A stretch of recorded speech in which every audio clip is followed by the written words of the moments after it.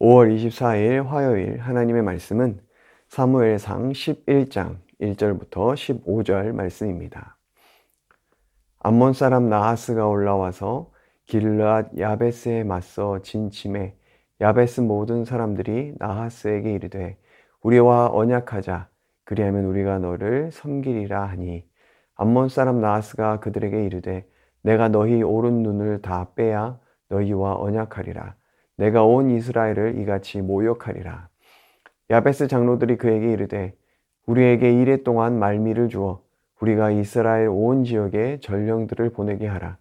만일 우리를 구원할 자가 없으면 내게 나아가리라 하니라.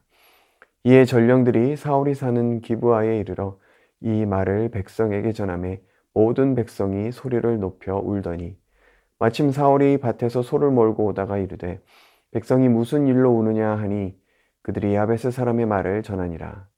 사울이 이 말을 들을 때에 하나님의 영에게 크게 감동되매 그의 노가 크게 일어나 한 겨리의 소를 잡아 각을 뜨고 전령들의 손으로 그것을 이스라엘 모든 지역에 두루 보내어 이르되 누구든지 나와서 사울과 사무엘을 따르지 아니하면 그의 소들도 이와 같이 하리라 하였더니 여호와의 두려움이 백성에게 임하매 그들이 한 사람같이 나온지라.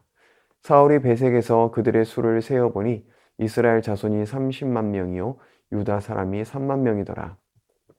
무리가 와 있는 전령들에게 이르되 너희는 길르앗 야베스 사람에게 이같이 이르기를 내일 해가 더울 때에 너희가 구원을 받으리라 하라. 전령들이 돌아가서 야베스 사람들에게 전하매 그들이 기뻐하니라. 야베스 사람들이 이에 이르되 우리가 내일 너희에게 나아가리니 너희 생각에 좋을 대로 우리에게 다 행하라 하니라. 이튿날 사울이 백성을 3대로 나누고 새벽에 적진 한가운데로 들어가서 날이 더울 때까지 암몬 사람들을 치매 남은 자가 다 흩어져서 둘도 함께한 자가 없었더라. 백성이 사무엘에게 이르되 사울이 어찌 우리를 다스리겠느냐 한 자가 누구니이까 그들을 끌어내소서 우리가 죽이겠나이다. 사울이 이르되 이 날에는 사람을 죽이지 못하리니 여호와께서 오늘 이스라엘 중에 구원을 베푸셨음이니라. 사무엘이 백성에게 이르되 오라 우리가 길갈로 가서 나라를 새롭게 하자. 모든 백성이 길갈로 가서 거기서 여호와 앞에서 사울을 왕으로 삼고 길갈에서 여호와 앞에 화목제를 드리고 사울과 이스라엘 모든 사람이 거기서 크게 기뻐하니라. 아멘. 사울은 이스라엘의 초대 왕으로 추대되었습니다. 하지만 반대 세력에 의해 실질적인 왕권을 행사하지 못하고 있었습니다. 이 사람이 우리를 구원하겠느냐? 즉 사울이 우리를 제대로 다스릴 수 있겠느냐라고 말하였습니다. 왜냐하면 사울이 왕으로 뽑히자 진보 딸이 뒤에 숨었기 때문입니다. 하지만 오늘 본문에서 사울은 전혀 다른 모습을 보여주고 있습니다. 5절을 보면 밭에서 소를 몰고 오다가 백성들이 울고 있는 것을 보게 되어집니다. 그 이유는 암몬 사람 나하스로부터 자신들을 구원할 자가 없었기 때문입니다. 사무엘상 10장에서 보여줬던 사울의 모습이었다면 집으로 숨어 들어갔을지도 모릅니다. 그런데 오늘은 사울이 전혀 다른 반응을 보이고 있습니다. 왜냐하면 6절 말씀처럼 하나님의 영에 크게 감동되었기 때문입니다. 하나님께서는 우리에게 지혜의 근본이시며 능력의 근원이 되십니다. 나는 할 수 없지만 하나님께서 지혜와 능력을 주시기에 우리는 많은 일들을 감당해냅니다. 사울도 마찬가지였습니다. 이스라엘의 왕이 되기에는 너무나 소심해 보였지만 하나님께서 역사하심으로 지도자다운 모습을 보여주기 시작했습니다. 사울은 소를 잡아 각을 떠서 이스라엘 모든 지역에 보내며 군사를 소집했습니다. 그러자 여호와의 두려움이 백성에게 임하였고 그들이 한 사람같이 나와왔습니다. 수를 세어보니 33만 명이었죠. 사울은 이스라엘 백성을 지휘하여 암몬을 무찌르고 큰 승리를 거둡니다. 이 사건을 계기로 모든 백성이 사울의 권위를 인정하게 되었습니다. 오늘 사울은 10장에서와 달리 위기 앞에서 용기 있게 대처합니다. 거룩한 분노를 품고 지혜와 능력을 발휘합니다.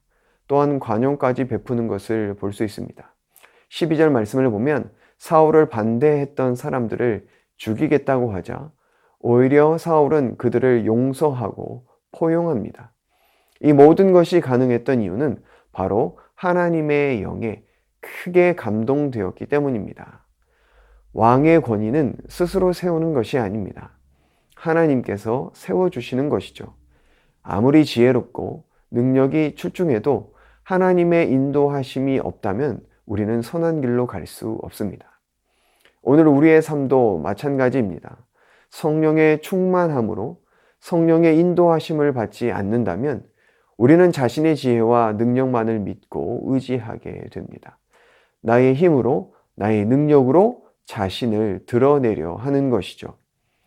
사울이 마지막에 비참한 죽음에 이르게 된 이유가 무엇입니까? 자신의 방법으로 왕권을 유지하려 했기 때문입니다. 하나님께서 세워주신 권위가 아니라 스스로 자신의 권위를 세우려 했기 때문입니다. 날마다 우리는 그 유혹 앞에 서 있습니다.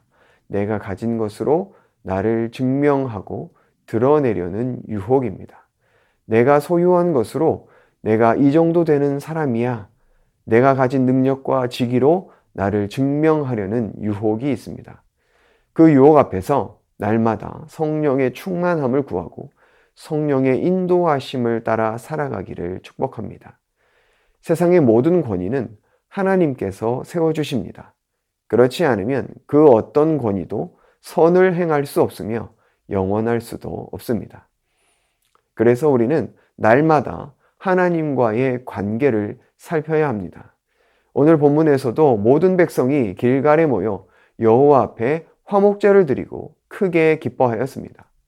하나님과의 관계 회복입니다. 우리는 하나님을 떠나서는 살 수 없습니다. 온전한 기쁨을 누리지도 못합니다.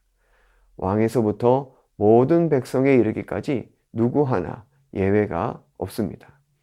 오늘날 우리의 삶에서도 마찬가지입니다. 우리가 하나님을 떠나서는 온전히 살아갈 수 없습니다.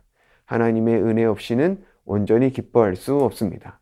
상황과 환경에 좌우되는 것이 우리 인생이기 때문입니다. 하지만 하나님의 은혜 안에 있을 때 우리는 상황과 환경을 뛰어넘는 참된 기쁨을 경험하고 고백하게 되어집니다. 그러니 오늘 하루도 성령의 인도하심을 따라 하나님께서 친히 세우시고 다스리심을 경험하는 복된 하루가 되기를 축복합니다. 이 시간 말씀 의지하여 함께 기도하겠습니다. 오늘 하루도 성령으로 충만한 삶으로 하나님만 의지하며 살아가게 하여 주옵소서. 내가 가진 소유와 능력으로 나를 드러내는 삶이 아니라 하나님 영광 나타내는 복된 삶을 살게 하여 주옵소서. 이 시간 주여 함께 외치고 말씀 의지하여 기도하겠습니다. 주여!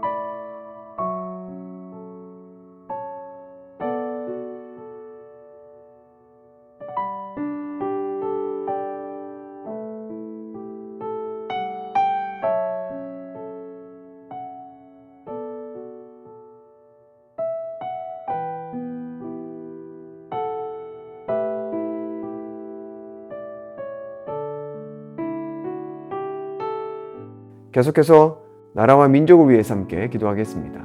대통령과 위정자들이 하나님을 경외하는 자들이 되게 하옵소서.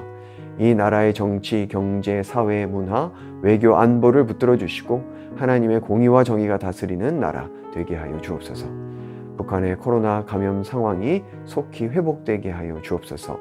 이 시간 주여 함께 외치고 나라와 민족을 위해서 함께 기도하겠습니다. 주여!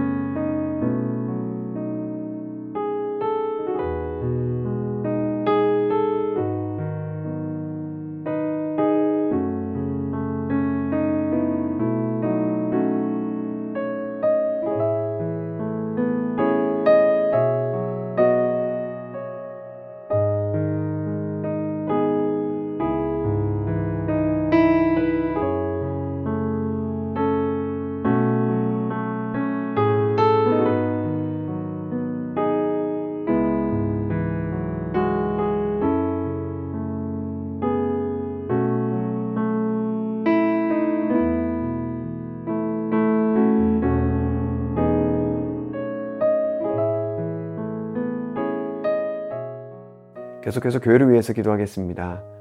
주님으로 주님 되는 교회, 주님 나라 이루기에 힘쓰는 교회 되게 하여 주옵소서. 서로를 존귀하게 여기고 사랑하며 살아가는 우리 모든 성도들 되게 하여 주옵소서. 세순의 모든 가정들이 가정 천국을 이루어 이 땅에 깨져가는 많은 가정들을 회복시키는 통로가 되게 하여 주옵소서. 이 시간 주와 함께 외치고 교회를 위해서 기도하겠습니다.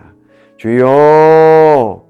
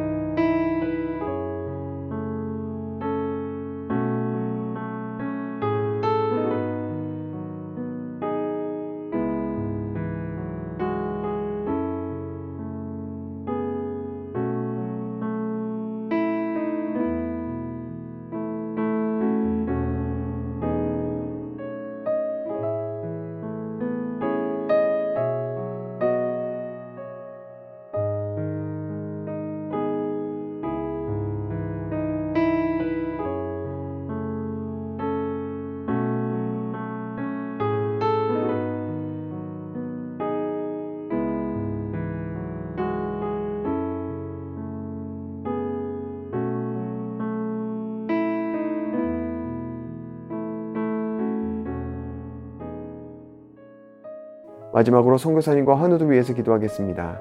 탄자니아 조병훈, 허순옥 선교사님, 조바치 지역에 복음이 전해지고 세워진 교회를 통해 하나님의 나라가 잘 세워져 가게 하여 주옵소서. 한 달간의 한국 일정이 순조롭게 이루어지도록 인도하여 주옵소서. 환우들 위해서 기도하실 때 문현자 권사님, 추명호 성도님, 추승민 형제님, 노성빈 형제님, 이춘실 집사님, 김인혜 집사님, 최옥계 성도님, 이길태 집사님, 김찬준 집사님, 김영자 권사님, 정순군 권사님, 김봉랑 권사님, 김광순 집사님, 박문천 집사님, 최혜랑 집사님 아버님, 환우들의 몸과 마음을 회복시켜 주옵소서. 이 시간 주와 함께 외치고 선교사님과 환우들 위해서 기도한 후에 개인 기도하겠습니다. 주여!